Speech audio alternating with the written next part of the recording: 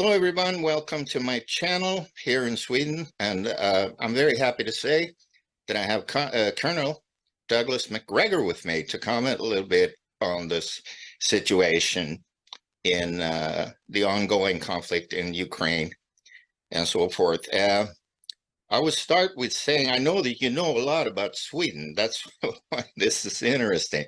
In my view, as a naval officer, conscript though, there was never a military threat to Sweden until we applied for NATO membership. That's my point of view. What is your take on Sweden getting into NATO? Well, I think that's my view as well. Of course, I've been asking every Swede I know what the rationale is for joining NATO. How does it help Sweden? Does Sweden profit from this relationship? Is there some strategic benefit to aligning with a group of countries in the West right now who seem to be devoted to the destruction of Russia? I don't understand how Sweden benefits from it. I hope people in Sweden are asking the same questions. Well, the general opinion has sort of turned.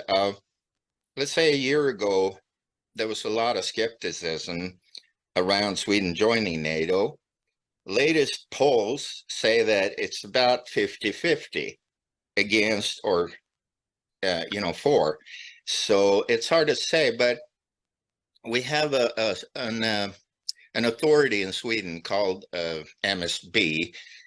Translated would be like the Authority for Civil Protection and Preparedness.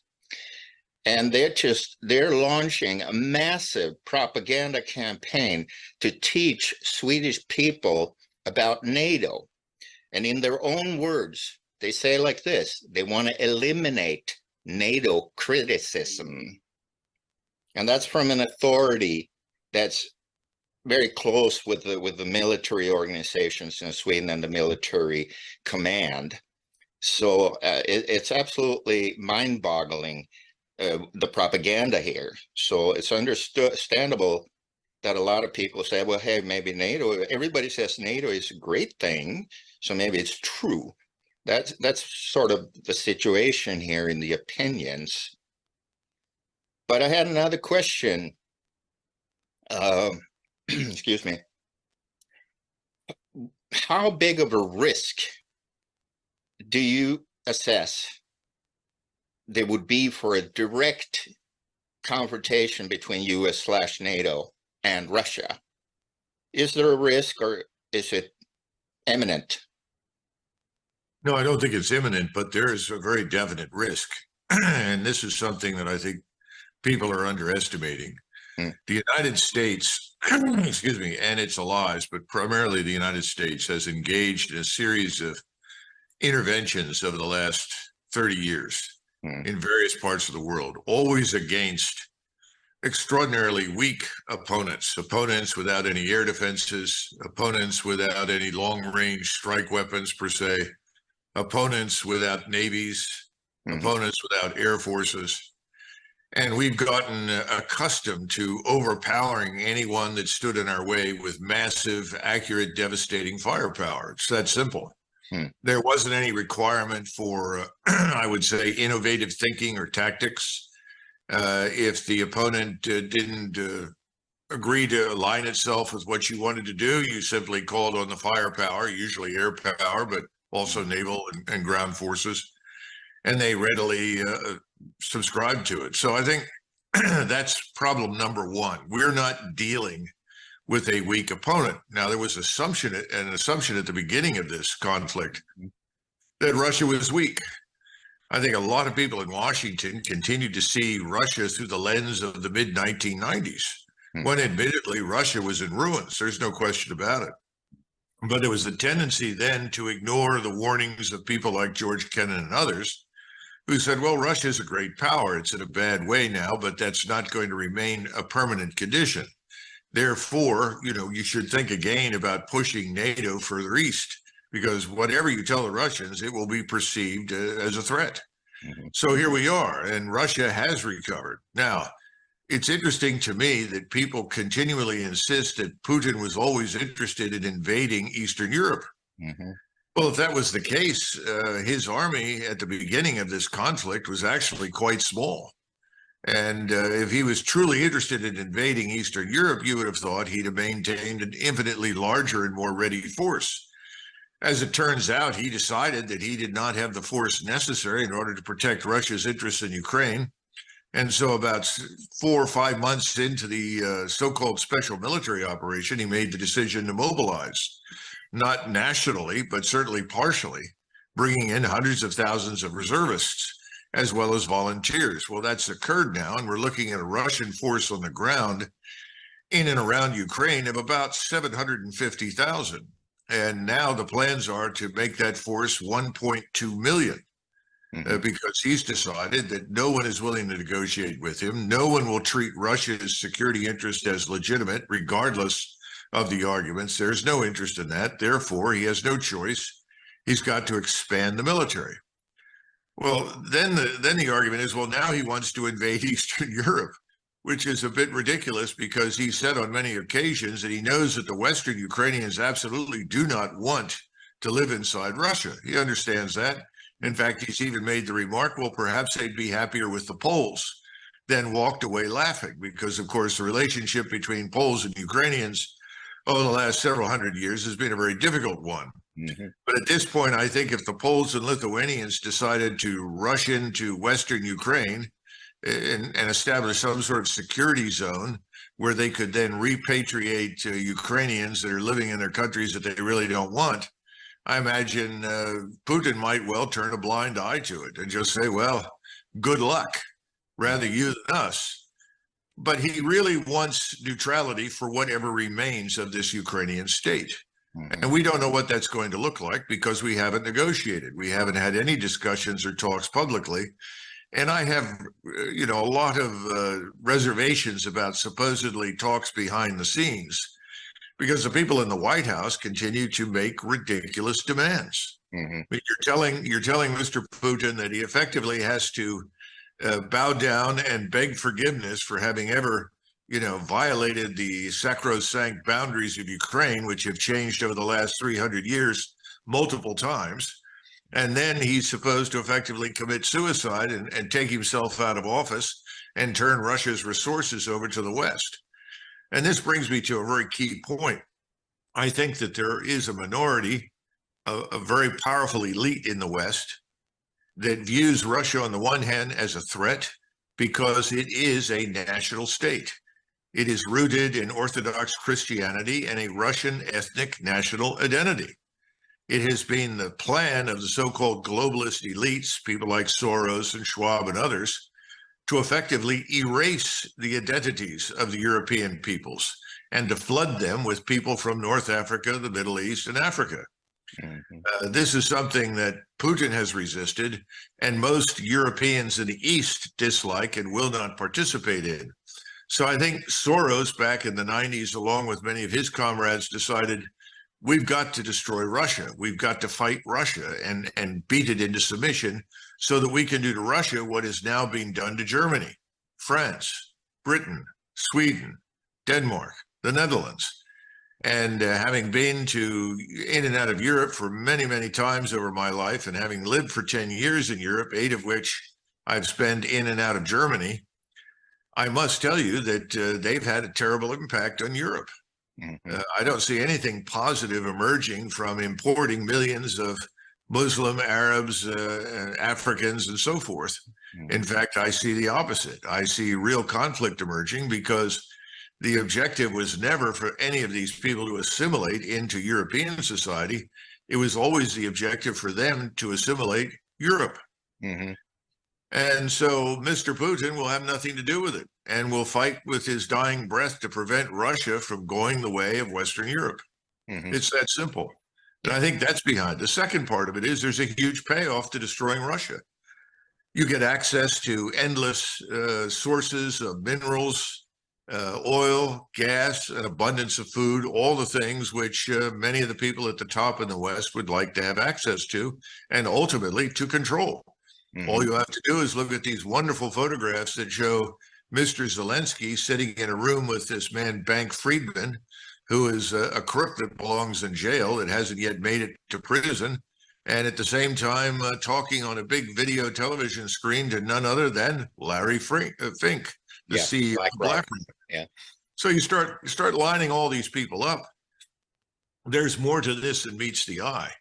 And I think the Swedes, the Danes, anybody who right now who is in NATO that underwrites this business or wants to join NATO is probably foolish, because they're being dragged into something that they didn't initiate. And I think if most people knew what was really happening, wouldn't have anything to do with it. Mm-hmm. I agree. Couldn't agree with you more.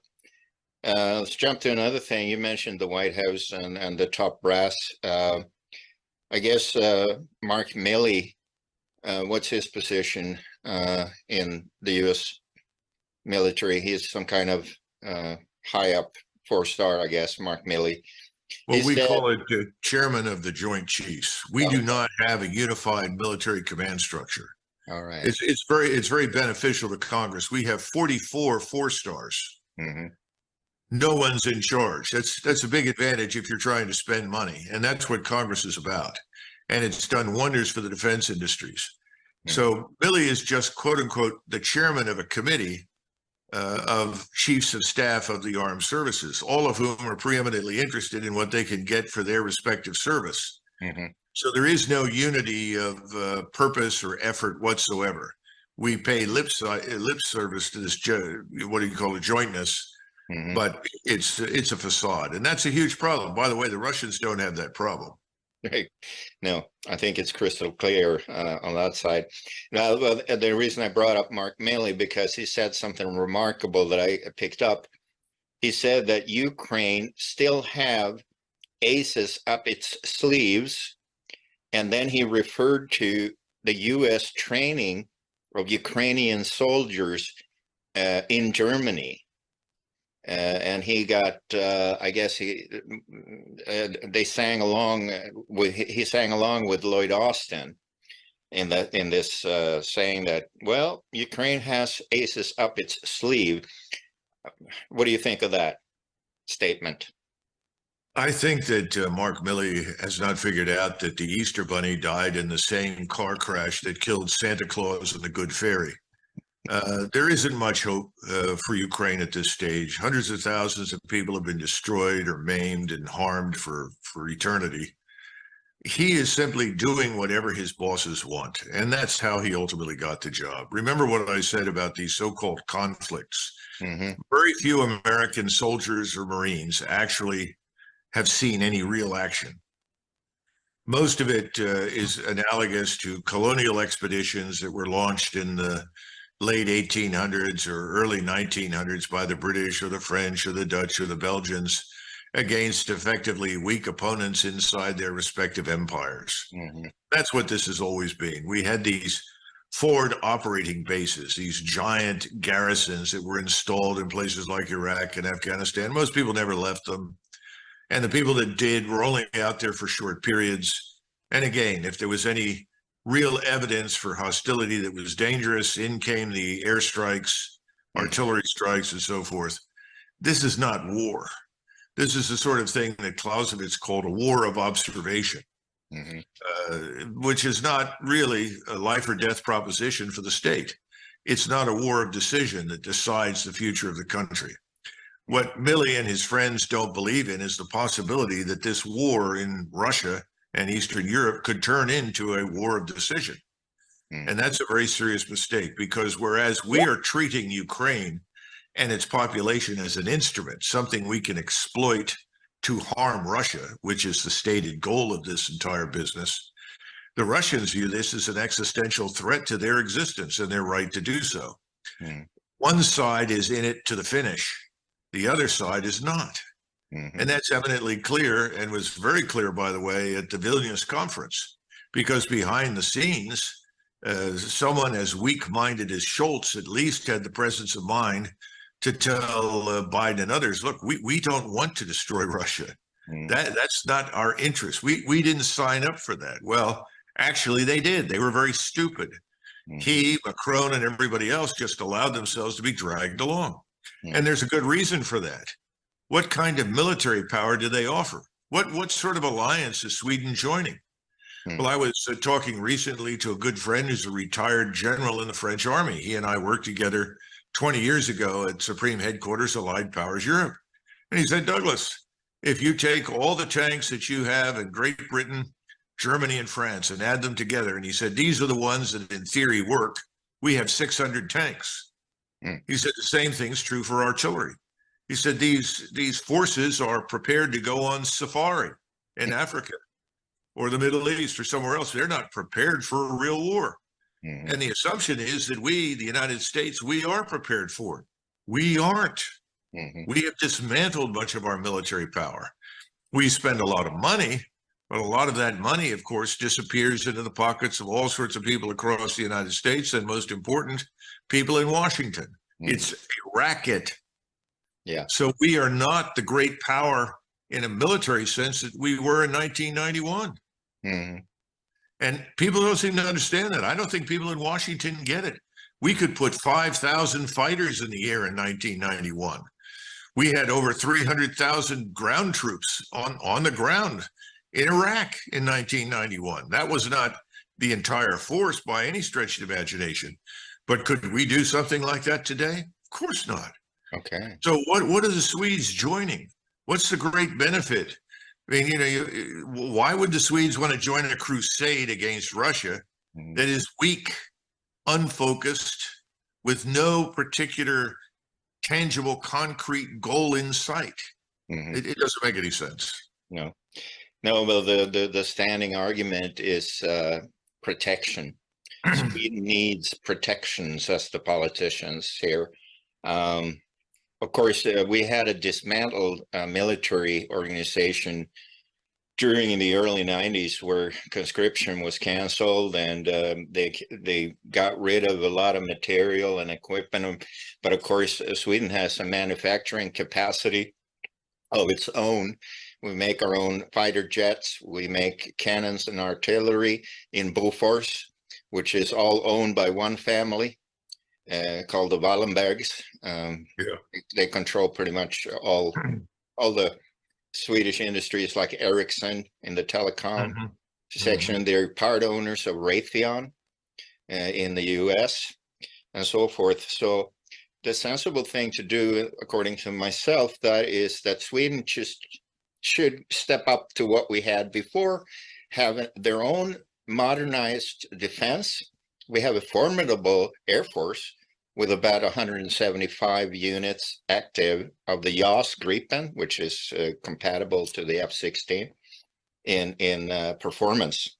So, I mean, you're absolutely right. It makes no sense at all for Sweden to join what we don't know exactly what it is. But as you describe it, it's dysfunctional.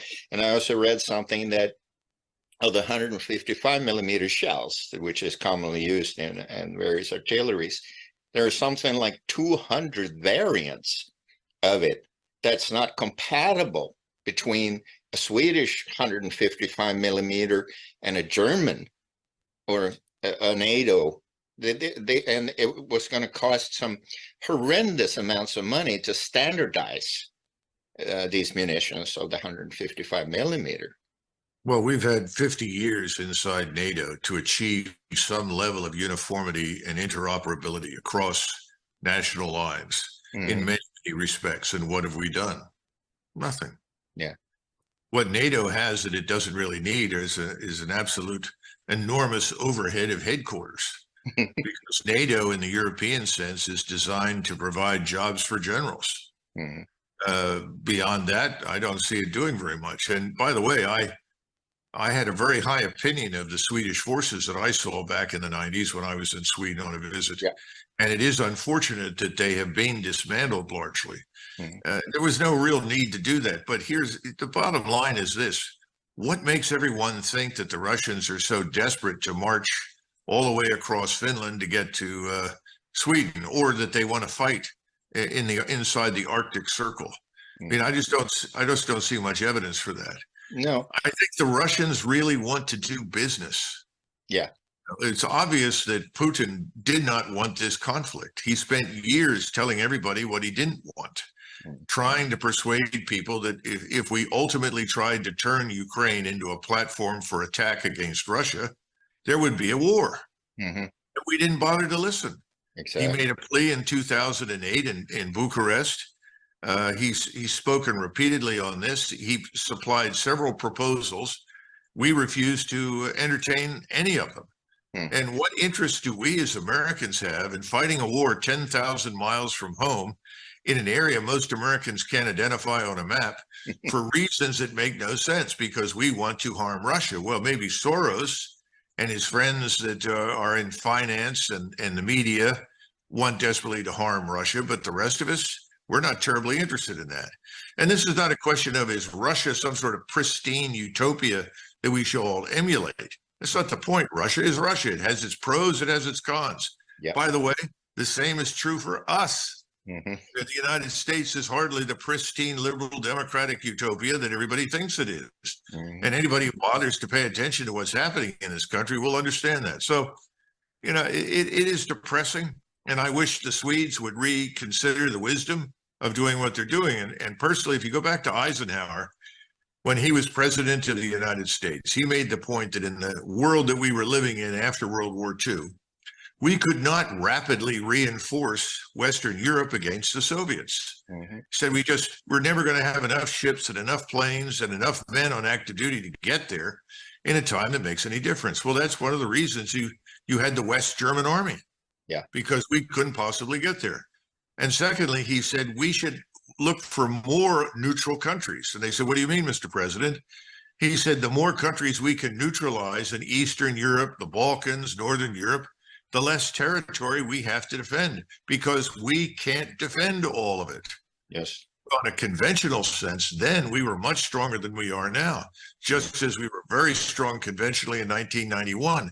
Yet now we want to expand the size of this alliance at a point in time when we are least able to defend it. There's an expression for this in Britain.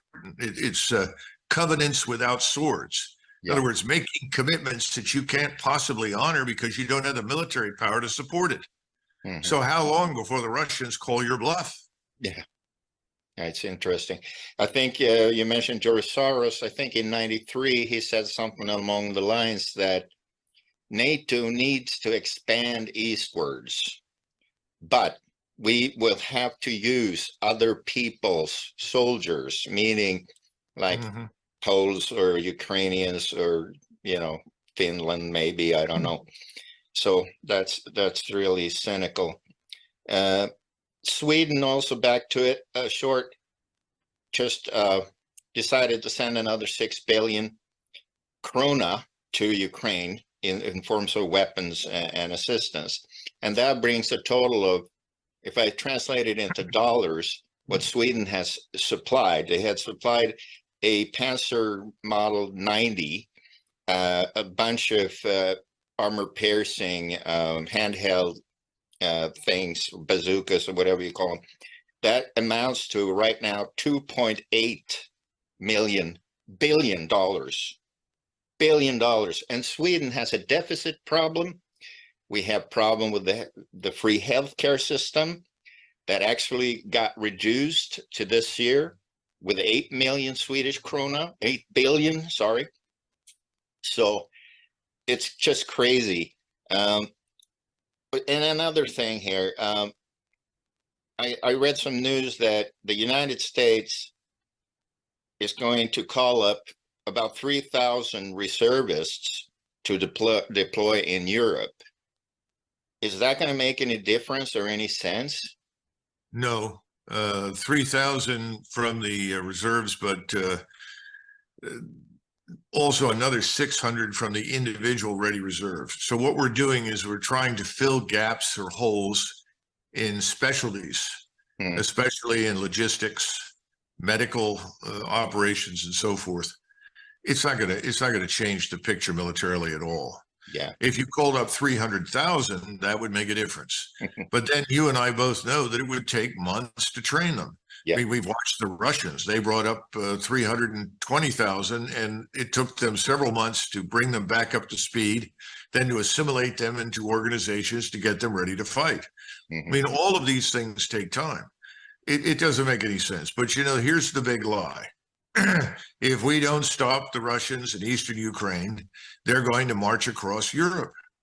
Well, it doesn't make a lot of sense. Again, the numbers aren't there. I don't see the intention, never have. I don't see the wherewithal on the Russian side. Mm-hmm. So that it just is foolish nonsense. I mean, the Russians have privately said, look, we'll get to the Dnieper River. Yeah. And if we want to cross it, we can cross it. But the problem is, if we're going to march all the way to the Polish border, we're going to need some more troops. Yeah. Now, this may not make much difference to Ukrainians, or excuse me, Swedes, but Ukraine is about the size of Texas. Right. Texas is big as hell. Yeah, it's really large. Place. Yeah. And you can go from one end to the other and take days to do it. It's huge. So there's a lot of unreality in the play here, and people, I guess, are easily scared. It's unfortunate. Yeah. Well, people are scared for climate change also. Would this proxy war come to an end if the West stops sending money and equipment? What do you think? Would it stop? The Ukrainians will lose. They're losing anyway, but they would lose catastrophically. I think the way to end this is as following. First of all, you want a ceasefire and you want to have talks, but you can't get there unless you agree to three things. First, we've got to acknowledge that whatever state emerges from this disaster is going to be neutral. Yeah. It's astonishing to me that there's so much resistance to that in the West, because when I was at SHAPE in 1998, 99, we said, when somebody said, well, what is Ukraine's role in Europe? And we all laughed and said, to keep the Russian forces, 500 miles to the east. In other words, leave Ukraine alone. It's doing its job. If you leave it alone, it's this big, vast expanse where there are no Russian troops. Mm-hmm.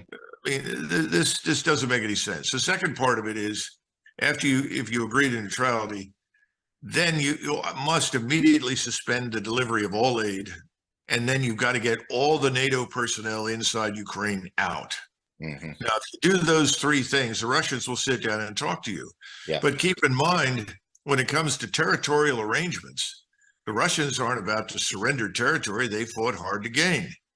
So you're going to have to be realistic about what remains of Ukraine. Now, if you do that today, Ukraine will amount to something. Mm-hmm. But if we don't do anything now, Ukraine will simply shrink and shrink and shrink to the point where there's almost nothing left. It's what people call the Ukrainian rump state. Mm-hmm. And there's one other thing. When you start talking about joining NATO, we did not bother to point out that too many nations in Eastern Europe have agendas which are ultimately incompatible with the NATO's alliance mission. And what's the mission? The mission, we thought, was to keep peace in Europe, to prevent the outbreak of another war. Yes. It had nothing to do with conquering new territory or expansion. Well, you've got Poles and Lithuanians and Slovaks and Hungarians and Romanians and Latvians, Estonians. Everybody has an agenda. Mm-hmm. Everybody wants territory that was formerly theirs, whether you go back 50 years, 100 years, 200 years, 300 years. Eastern Europe's a lot like the Balkans. Yeah. What happened in 1650 is just yesterday. Mm-hmm. Old grudges never go away. Yeah. An appetite for new territory or old territory that was formerly theirs and isn't anymore never stops. So naturally, you have Hungarians living in the Carpathians inside Ukraine, right, who, by the way, hate it, want nothing to do with it, dislike the Ukrainians intensely. Yeah. So naturally, Mr. Orban says, well, they should be part of Hungary. Yeah. And Mr. Putin has said, sure, we agree, it's not a problem. Well, at some point, as this war is painfully lost, we're going to see Poles and Lithuanians and Hungarians and others that are all going to come to the table with their knives and forks, ready to dine on whatever is out there. Yeah. This is something which we, especially Americans, know nothing about. Right. We can't fix this. We can't referee it and manage it. And if we can't, then maybe you, the Swedes, can help do that. You've lived there long enough. You've been at war with everybody at some point. But this is beyond us. It's another reason why I don't think the expansion should have occurred the way it did. No. And I don't think we have any business being in the area. Yeah, I agree. Speaking about that, in Kosovo, it's blossoming up unrest because the Kosovo regime just ordered a bunch of drones and a bunch of weapons from Turkey. And that, of course, upsets the Serb population that feels that Kosovo is a part of Serbia. And the Balkans is just a mishmash of hostilities, left and right, north and south. So, and that's true, but we had an opportunity to divide that child. There could have been new territorial arrangements, and the Germans in particular were willing to fund a lot of that by helping populations move to areas where they would feel secure, because they were living with their own people. And the answer from Washington is, well, that's wrong. That's 19th century thinking. We don't live that way anymore. We're all going to live together in the diverse utopia. Well, you and I know there's nothing more diverse in Europe than Europeans. right. You're not going to make them happy by forcing them into a union they don't want. Look how close Sweden and Norway came to a war at the beginning of the 20th century. Right. What a disaster that would have been. Is anybody who spends time in Norway, Sweden, Denmark, we look around and we know there are differences, but why would these people kill each other? It doesn't make any sense. We should be taking the same view of what's happening in Ukraine. There's no reason for this. And this is not some grand design on Putin's part at all. On the contrary, this is a design that we've contributed to in Washington, in Brussels, in Paris, London, and Berlin. It's insane. Right. Well, when I lived in the United States, most of the 80s, one of the things that struck me is how little most Americans know about the rest of the world. I mean, that's very obvious, but it's kind of refreshing to talk to Americans that do have an insight in the rest of the world. I mean, there's a reason they call the baseball league in the United States the World Series. All right. I don't know if you have Abraham Lincoln used to say in Washington, advancement in politics, so there's no bar to ignorance. In other words, there's nothing to prevent you from being elected and wielding power in Washington, regardless of how ignorant you are. Today, I think we suffer from an excess of both ignorance and arrogance. We are arrogant based on a position that we occupied in 1992. Then there was an interest on the same kinds of people right now who are pushing war in Ukraine. People in 1992 decided, well, the world is our oyster. We can do with it what we want. And then we can refashion it to suit us. This was a catastrophe. The United States had an opportunity to say, good luck, we'll be there if you need us, we'll support you, but ultimately Europe is European. We're going home. I felt very strongly that we should do that at the time. And everybody said, oh no, that would be a disaster. The Europeans will immediately fight with each other. And I said, well, there's always a possibility, but I think it's unlikely. And what we should do is get out of the way. I felt strongly we should have a European as the four-star who commands the NATO alliance. We just needed to step back. That didn't mean we needed to leave the alliance. We could stay in it, but let the Europeans call the tune. Let them drive this train. We were unwilling to do that. So we are now involved everywhere on the assumption, the false assumption, by the way, that we're the indispensable power. Well, I suppose if you want someone with a lot of power and money to come in and make a mess of your country, we do a brilliant job. Well, thank you so much, Colonel, for coming on this modest little channel. I have mostly Swedish viewers, but Swedes do understand English quite well, and maybe not speak it that good, but everybody understands perfectly the English language. So I'm infinitely grateful that you took your time out from your busy schedule to be on this little channel. And maybe we can return sometime soon and continue observing the development, because it happens things every day in the East now. So Well, we'll just wait for things to develop here economically and financially. We've already seen this crisis begin in Europe. I think we're going to have similar troubles here. And whenever we have these serious internal financial and economic difficulties or societal problems, Americans always do the same thing. We turn inward completely and suddenly realize that whatever happens beyond our borders really doesn't make much difference to us. Right. I think we'll witness that in the future. I think so And too. my best to everybody in Sweden. Thank you for inviting me. Thank you so much, Colonel. Right. And thanks for the viewers. Bye-bye. Bye-bye.